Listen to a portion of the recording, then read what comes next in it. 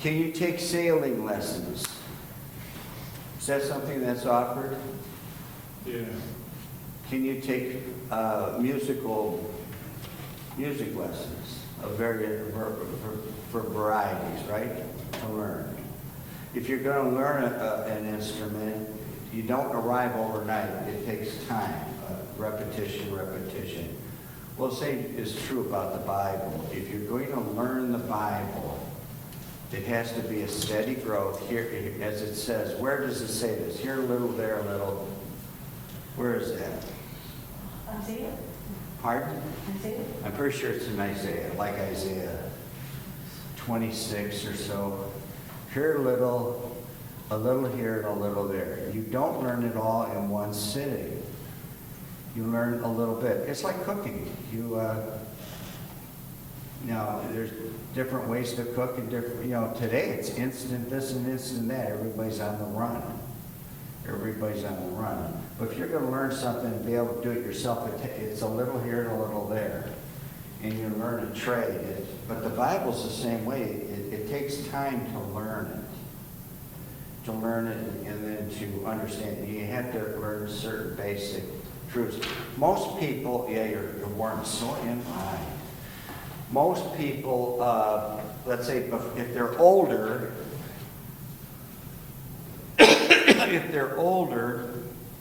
they learn a few basic truths about the Bible. I mean, just as a casual observer, you learn a little bit at Christmas time and at Easter time, even about other religions. You, as a casual observer, you learn things, and then you learn over the years that if you talk to, let's say, to somebody who's an expert in the field, then they know that you don't know what you're talking about because you were a casual learner. It's kind of like as not being a casual learner, I went and did some research, and I went and looked things up, and I read books. As one example is the Ku Klux Klan. Let's use that as an example. Is the Ku Klux Klan active from the Civil War up to today? True or false? True. False. False. They're still not there, they're still not operating? Oh, they're operating today. That's what I meant. Well, no. Between the Civil War, post-Civil War, and today, there was a big break in there. All you have to do, you don't have to read volumes of books. Just look it up in the encyclopedia. I decided to look it up. The Ku Klux Klan, I think, operated only for 5 years. 5 years or 7 years, that was it. They disbanded themselves. They ended the Ku Klux Klan. I think it operated from the late 1860s to the early 1870s. They disbanded themselves. Now, you can look it up yourself and find out if I know what I'm talking about. You need to find these things out even on your own. They disbanded. It's basically they saved the South. Now, I know people be horrified by that news, and this is awful. They actually saved the South because of what they were trying, what the Northerners, especially, I think it's the Secretary of State. Who was Lincoln's enemy up there? Was it this? I think one of his cabinet members, Secretary of State, was an enemy, and he wanted to destroy the South, but he wasn't successful. And then, anybody ever see the movie Birth of a Nation? All right, and it's an offshoot, or it's not quite according to the Klansman, that is a fictional book. It's made by Dixon. There's 5 books. I have 2 of them, and I read it. That's what the movie's based on. And I've done a lot of work for the Masonic Lodge. I did a lot of work for them. I'm never a Mason. I just did work for them, and so I learned some of their terms, the terminology, and that's mixed in heavily in the book.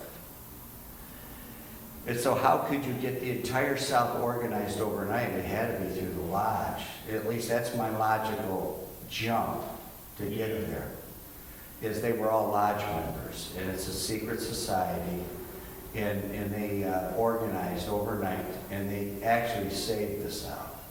Now, but the Ku Klux Klan from I believe it's the 1920s on, that's a different ideology, we'll say, a different ideology. Similar, but probably different. And what you're accustomed to is when you say the KKK, you're thinking of from 1920, you assume it's from 1860, but it's 1920 on, and which is morphed into whatever it is today, which is basically non-existent today. It's kind of like when you say they are claiming Trump is what? What is he? He's a fascist. He's Hitler. He's a Nazi. And if you ask, I asked even some of my grandchildren or little kids that are, let's say, in college, they haven't even seen any of the Holocaust, so they're deniers. They haven't seen the pictures that we saw in the 60s. And so if you know who Mark Levin is, this is probably where they should pump this, is he presented all that. We saw on Levin, he's Jewish, he presented, well, this is what the end result is. Well, you think for a minute that's going to be the end result if Trump is in power? Someone's dreaming. It's probably... No, they're lying. Pardon? They're not dreaming, they're lying. They're not only dreaming, they're lying. As I mentioned, I forget who I mentioned that to. I said, if they ask Kamala, well, what is a fascist? What is a fascist?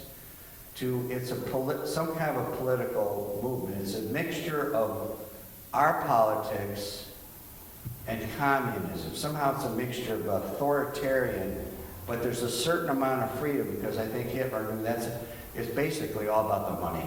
How you're going to get some money out of this and how this works. But then in the end, they hated Jewish people. And they blamed the crystal knife. What do they call it? Say it in German. A crystal knife? Not. Knife? Knock? Not. N-A-C-H-T. Knock. Not. And then you had to say crystal. Sounds like crystal, but that's the night where they broke all the windows. And they took over all the stores. It's always about the money. It was about the paying retribution for World War I. They're still paying for that today. I think there's a tax. I'm pretty sure, I could be wrong, that goes to Israel. They have to still pay that. Now, I could be wrong, but I thought I heard that. And so a lot of this is stated in, when I sit in groups and I hear groups of people over the years, for the last 30, 40 years, talking, and I listen to these groups talk, it's not based, it's just a lot of flapping. And the bulk of it is not based it's based in assumptions without basing it in facts. What are the facts? So, and the same can be true for the Bible. We have to base it on the facts. What are the facts? Such as, when does the Lord come back? When's the Lord come back? So randomly, I said the other day, well, we believe the Lord's coming back. And I didn't give it a day or an hour. What's the pet answer to my statement? No man knows the time. The day or the hour. They run right to it. Because that's as deep as their theology has ever gone. They don't know other verses. They just don't know. I said, well, no. I said, he comes as a thief in the night. And that we are children of the what? We are not children of the night. We are children of, no, children of the day. We're children of and it's because they don't know, they haven't been taught that verse. But unless a person goes to all the sailing classes, then and practicing how to sail, then you're only going to be a haphazard sailor. You have to learn a little, here a little, there a little. There's another part of the verse. There's a second part of that. I might be quoting the second part of the verse. But it's here a little, there a little. And you have to build on this. You build on this. And without knowing that, it's kind of like I brought it up the other day, that Joseph was in prison for how long before the butler said, oh, I now I know, and he didn't say my sin. He says, I now know my what? Error? Nope. What are we to confess to each other? Faults? Faults. He said, I know my faults. He didn't call it a sin. I know my faults. And how long was Joseph in prison? Now, I know if you say this in mixed company, there will be rebellion. I think it was 3 years. Pardon? 3 years? Nope. 17. 2 full, it says 2 full, this is going to be in the book, 2 full years. He's in heaven. You could argue, I know you could argue, but he revealed himself through the lattice. He's in prison up there for 2 full years, hidden away, no visitors, He's hidden away. And then the butler realized his faults. He confessed it, and they pulled Jesus or Joseph out right away, cleaned him up. He showered and shaved, gave him a fresh change of clothes, because when we see him, he's not dressed in the shepherd's clothes. If you want to see what he looks like, it's in Revelation chapter 1 of what he looks like. And he was, so it doesn't say he was there for 2 years. Because then somebody could say, well, a little here and a little there, a little early, a little late. It says 2 full years, which is going to be, and if you go the date of the year, there's different systems. The date of the year, such as the spies, that was a date of the year. There's other examples of that. It's going to be a 2 full years. It's not 1,989 years.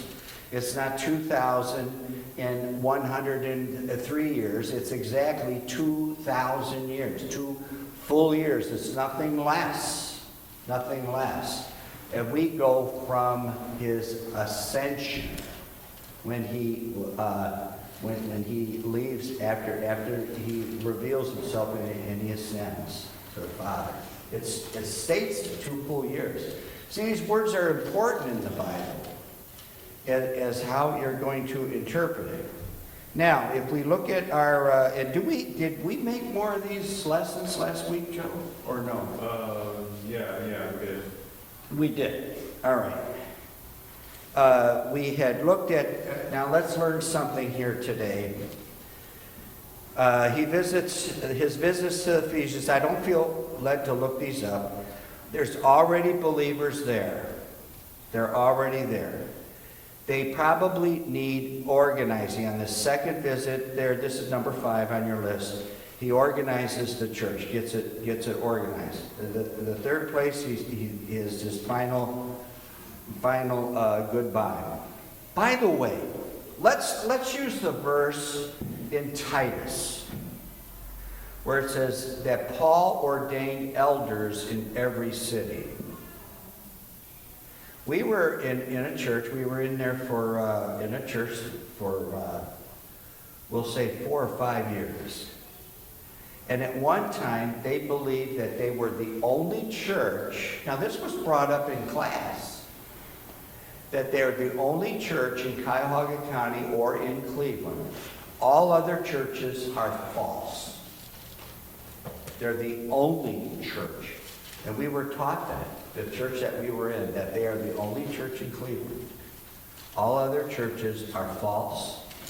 All other churches are really not under the authority of the Bible. They're all reprobates. They're all, now they don't believe that now. When they were teaching this, they certainly did. And I think if the pastor knew what was being taught, there would have been some fur flying. But that's what they taught at one time. Yes. I found it. Yeah, read it out loud. But the word of the Lord was unto them, precept upon precept, precept upon precept, line upon line upon line, here a little and there a little, that they might go and fall backward and be broken and snared and taken. Okay, precept upon precept, here a little, there a little. What was it? Line upon line upon line. All right, so you get it a little bit at a time. All right. There is a wider audience than in Ephesians chapter 1. There's no personal references, no details of Paul's ministering, no greetings to any individual, specific warnings. 1/4 in comparison. It's a wide audience. Peter is written, and it states it. It's written to an extremely wide audience. And when we get there, we'll point that out. It's a wide audience. 1/4 of the Bible is then, and it could be in here. No. Not on this page. It could be on the next page. 1/4 of the Bible is written to one individual only. Of the New Testament. 1/4 of the New Testament. Anybody knows who that is? That when it was written to one person. 1/4 of the entire Bible. Not to a wide audience, not to us. I have people that argue. I'll quote something out of Timothy, and they'll say to me, well, that's for Timothy. That's not for me. And man, I don't agree with that. What's the book in there for? 1/4 of the Bible is written only to one individual, not a wide audience. Anybody know what that individual is? No, Tychicus. Right? You familiar with that? The beginning of Luke and the beginning of Acts, he is named, and that is the audience. The letters, those 2 letters are written specifically to that You individual. mean 1/4 of the New Testament or 1/4? 1/4, not of the Bible, 1/4 of the New Testament. 1/4 of the New Testament is Luke and Acts.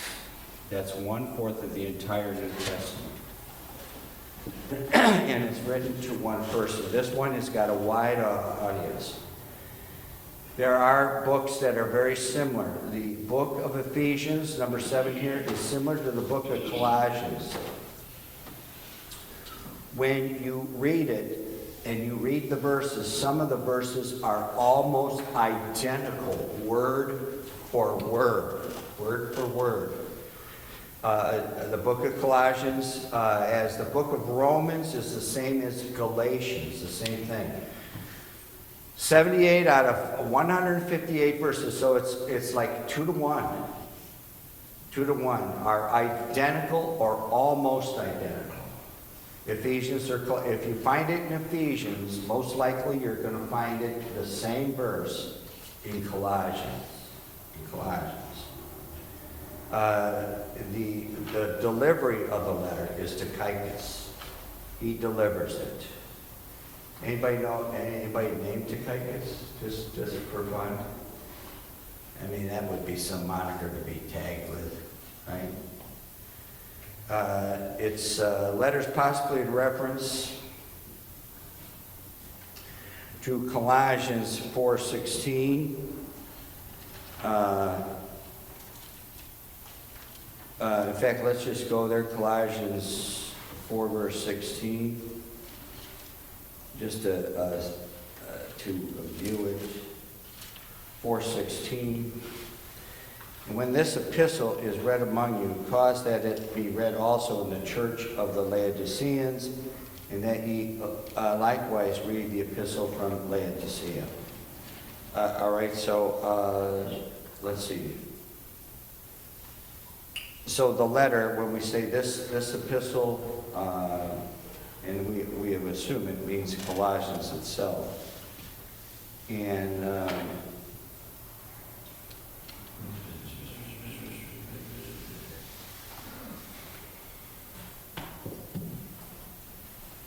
now I don't see where the letter is referred to as far as Ephesians.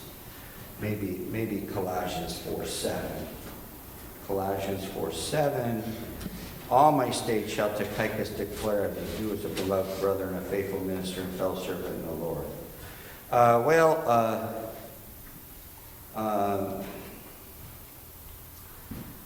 have to reread that or think about that again.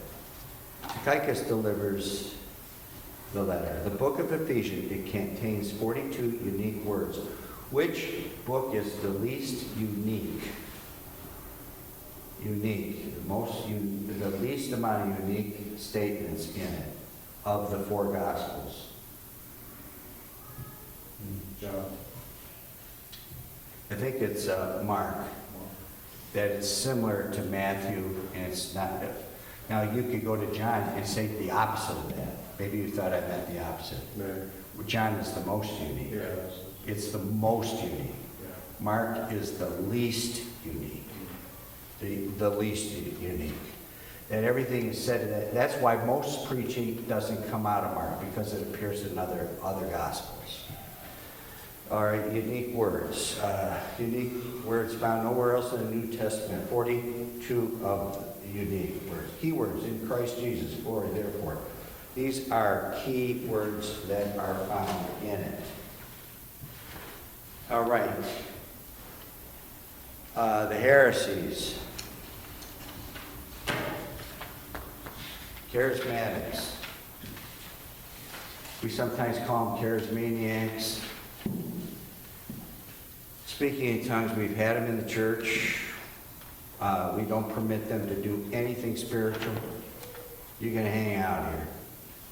I mean, I'm not going to stop you from coming, but you will not have an opportunity to do that. Now, when I had gotten saved, and who of religious groups, who would you think would not be speaking in tongues?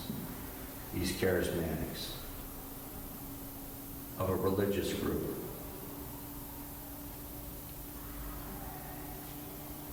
It's the first church we were in. We were in with the Mennonites. And I think it was my first or second meeting, I'd go have lunch with the pastor. You would not think bonnet wearers are going to be speaking in tongues. The first thing he handed me was a book called 9 o'clock in the morning. And so what occurred at 9 o'clock in the morning? Breakfast. Other than breakfast? Other than breakfast. What happened at 9 o'clock in the morning in the Bible? This is the first thing he did with me. Now, if I'm new on the block, you want to get people confused. Do that. What happened at 9 o'clock in the morning? It was Acts chapter 2, when they, is that Acts chapter 2, when they speak in tongues? You know, the tongues of fire were on the Fire comes on. yeah, that was, and it could say the third hour of the day. It could say the ninth hour. What does it say there? Acts chapter 2. Acts chapter 2. The day Pentecost was fully come, they were all at one.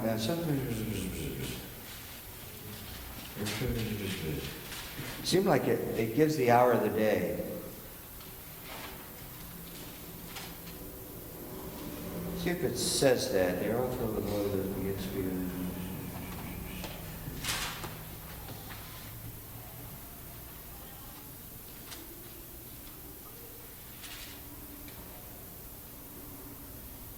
No, it does not give it. Oh, yeah, here it is, verse 15.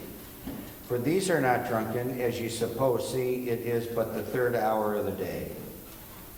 It's when does the Jewish day start? 6 a.m. 6 a.m. The Jewish day starts. Our day doesn't start there. We start at midnight.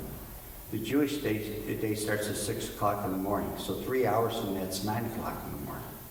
And he says, supposing. You can't suppose that they're drunk. People, unless they're really an alcoholic, they're drinking at night. When do people normally drink? Late at night. They don't start at 9 in the morning. Now, I know that we were taught in one church, if you see a shuttered house, and with no activity, and the husband's gone, is that there's a woman in there, she's drunk. And she darkens the house, and she's in there, and she got hooked. Now we'll call her an alcoholic. So the third hour of the day, people are not drinking. They're not drinking. Seeing it's the third hour of the day, supposing that. And then I believe it's in Ephesians, it could be Galatians, where he says that wherein is what? What's in this thing? Wherein is what? This wine. Nobody remembers wherein is excess. Oh, yeah. Wine is new wine. It's grape juice. It's not fermented. If it's wherein is excess, it's fermented and it has alcohol in it. And he's talking about that they're not staggering. They were saying, like, what's wrong with these people? It's 9 o'clock in the morning. So getting back to my topic, is the pastor handed me the first book I ever got other than a Bible. I already had a Bible. He hands me 9 o'clock in the morning and says, read this book. He wants me to speak in tongues. Is that the most wildest thing to teach a brand new Christian? You go, yabba dabba doo. Yabba dabba do. That's the first thing he did with me, is you've got to be speaking in tongues. Man, there was a friend of ours, the mother, she wrote a book on it. They had closed closet tonguers, and then he said, how am I, he would ask me, how am I going to convey, what is the trade of Mennonite? What's their trade? How do they make a living? Generally. Carpentry. No, that's when you have too many kids and not enough land to split it off. Farmers. It is, you don't have enough land, but you got a lot of kids. You can't split the farm up that anyways. What are they? Farmers. They're farmers. And so you got this 150 acres. If they get more land, they lease the land. If they need more land, they lease it out from other people that are not farming. And so then it happens with what you said. They become bricklayers, carpenters, electricians. They have to find some other trade, because usually the oldest boy takes over the farm. You can't split the farm. There's only so much land in the world. So you can't split off the land. He would say to me, how am I going to convince a bunch of farmers that they should speak in tongues? You know, I'm new on the block, and I'm starting to learn these things. And I learned pretty early on is that, you know what, this is not a good sailing lesson. This was not a very good sailing lesson. And we lasted a little more than a year, and I said, I got to go somewhere else. I mean, we're not going to be doing this tongue thing. We're not going to be doing it. And if you think that's not out there, man, it's out there. We have our own, it's not, and we are not a closed group. We have our own group. People are welcome to come, but you can't bring charismatics in here. Hebrews, the heresies is the questioning eternal security. We have people question, they want to get lost as quick as they can. They say, well, how do I know I'm saved and I can lose my salvation? Those that want to lose their salvation, they go to the book of Hebrews. Who's involved in the kingdom building? What group is involved in kingdom building? Jehovah's Witnesses are on a run right to Matthew. The Calvinists, and as far as you are a fatalist, it's fatalism. They go to Ephesians 1. A hyper-dispensationalist, they run to Ephesians 3. Listen, I talk to my teachers about that. I'll talk to the teachers about dispensationalists. And I'll say to them, this is in Bible school, and I'll say, well, what about dispensationalism and this? And they said, you know what they tell me? They never heard of such thing. They don't even know what I'm talking about. It depends on where you went to. We were very fortunate when we got out of the one group. We got in a group that he taught us the Bible, and he taught us these things. These things must be taught. All right, book of Ephesians, 6 chapters, 155 verses, 3,039 words.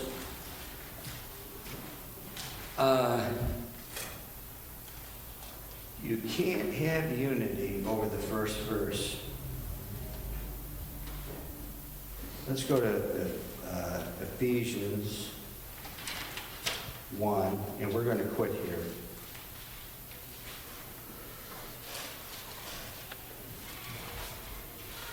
Paul, an apostle of Jesus Christ, by the will of God, to the saints which are at Ephesus, and to the faithful in Christ Jesus. Here, we have written there, you cannot have unity over the first verse, because they have to change the words all over the place. Average of 700 in other Bible versions, as far as there's no unity. All these changes that are made. All these changes that are made. And I talked to my brother. He has invited people here to go hear him preach. He's invited people here, younger people, when he's preaching, and why don't you come out with this and that, and come out and hear me preach? And my brother is instructed he can only preach from what? Anybody know? ESV. The ESV, the English Standard Version. I think that's what the E stands for, English Standard. Yeah. That's the new kid on the block. Now, there could be another new kid on the block. Well, it's the Roman Catholic Bible. It's, okay, it's the standard 1880 changes. The standard, whatever you call that. It's the ecumenical Bible. It's the standard one. He is instructed what not to preach from, or what he carries. What is he instructed specifically not to preach out of? The King James Version. Isn't that your ticket to out of there? That is your first class ticket to get on the plane and get out of there. Well, did he? No. Like, Yikes. Yikes. I don't know. Is if you, that's why it's as straight as the gate. Now, it's not a salvation issue. It could be. But we preach that it isn't. But that's why it's straight as the gate, narrows the way, and few there be that find it. Few there be. You listen to the president of the Chicago place, I heard him on, the president of that place said, well, if there's less people saved than there are lost, then that means Satan won. You know what I did with that? That was after I got saved. You know what I did with the WCRF? What I do? I turned it off. It's not based on thus saith the Lord. What does the Bible say? yeah. All right?